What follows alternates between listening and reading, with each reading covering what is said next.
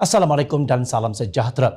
Penerangan kepada rakyat berhubung dasar Kerajaan Perpaduan Malaysia Madani perlu dilakukan secara berterusan dan bukan hanya semasa musim pilihan raya, kata Pengarah Biro Mobilisasi Amanah Sani Hamzan.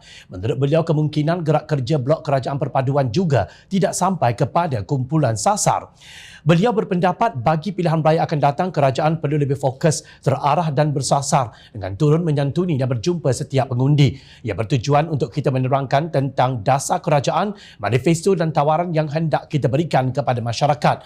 Macam kita di Selangor, penerangan tentang apa yang telah dilaksanakan oleh Kerajaan Pakatan Harapan. Soal penerangan ini pada saya ia perlu berlaku sepanjang masa. Penerangan bukan hanya apabila berlaku pilihan raya baru nak turun. Maksudnya ia perlu lebih kerap, kata Sani, seperti dipetik Harapan Daily. Untuk menerangkan sesuatu dasar, sebuah kerajaan perlu mempunyai dasar berhubung penerangan dan komunikasi. Selepas adanya dasar tersebut, barulah kita boleh merangka strategi dan logistik untuk melaksanakannya. Tak berdasar penerangan dan komunikasi yang jelas, maka kerajaan akan meraba-raba di dalam terang. Dalam keadaan tersebut, darah terpendam akan berbaharajelela kerana ketiadaan atau lemahnya mekanisme kawalan dan pemantauan terhadap pelaksana, iaitu penjawat awam yang bertindak sesuka hati mereka. Jangan ingat semua penjawat awam akan berpegang kepada prinsip administrative neutrality atau pentadbiran berkecuali. Bukan semua penjawat awam patuh kepada prinsip tersebut. Malah, dalam menangani hal ehwal awam, mereka hendaklah berpendirian neutral, objektif dan adil serta mengambil kira kepentingan seluruh negara dan rakyat atau majoriti.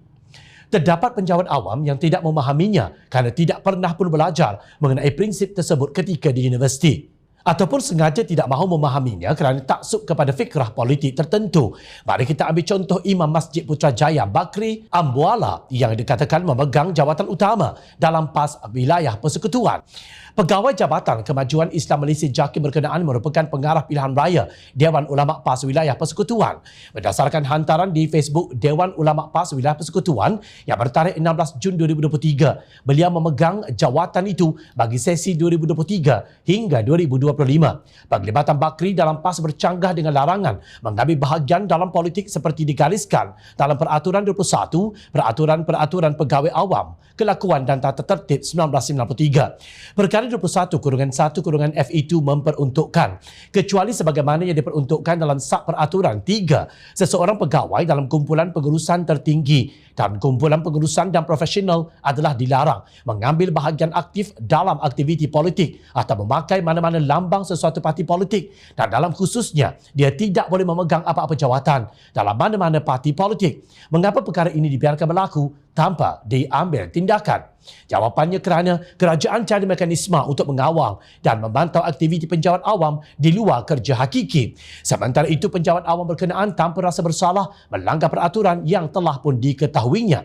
Kini hantaran atas Bakri Ambuala muncul kembali bersama hantaran hulunya yang berbunyi orang Islam kena ada parang sembelihan untuk persiapan. Mana tahu si kafir nak jadi macam lembu korban.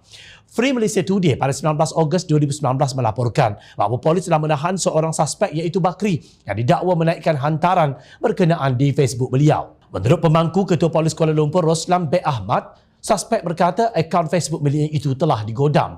Kes berkenaan disiasat di bawah Seksyen 505-C Kanun Keseksaan dan Seksyen 233 Akta Komunikasi dan Multimedia. Apa yang berlaku pada siasatan polis pada tahun 2019, rakyat ingin tahu. Kerana hari ini Bakri masih memegang jawatan sebagai penolong pengarah kanan Pengimarahan Khidmat Sosial Jabatan Kemajuan Islam Malaysia JAKIM dan juga imam di Masjid Putrajaya.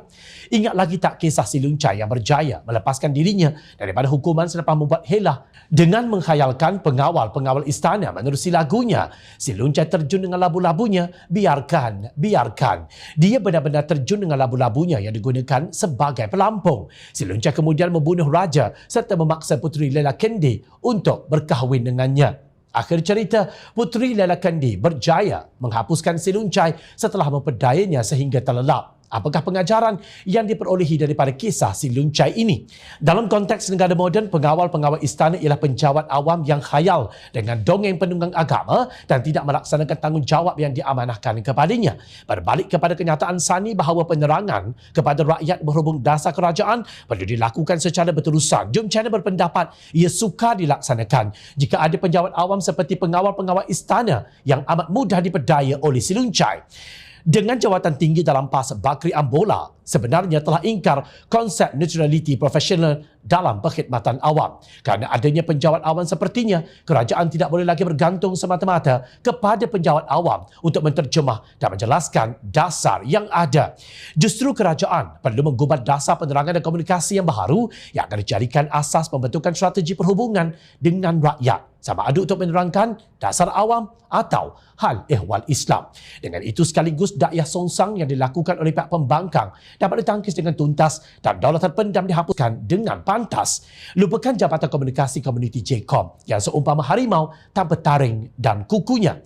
Dalam masa yang sama, marilah kita hayati sabda Rasulullah sallallahu alaihi wasallam berhubung aktiviti yang menjurus kepada menjatuhkan kerajaan menerusi rampasan kuasa. Wajib dengar dan taat kepada pemimpin ke atas setiap orang Muslim pada apa yang ia suka dan ia benci, sebagaimana ia tidak diperintahkan melakukan maksiat. Apabila ia diperintah melakukan maksiat, maka tiada lagi dengar dan taat. Hadis riwayat Al-Bukhari.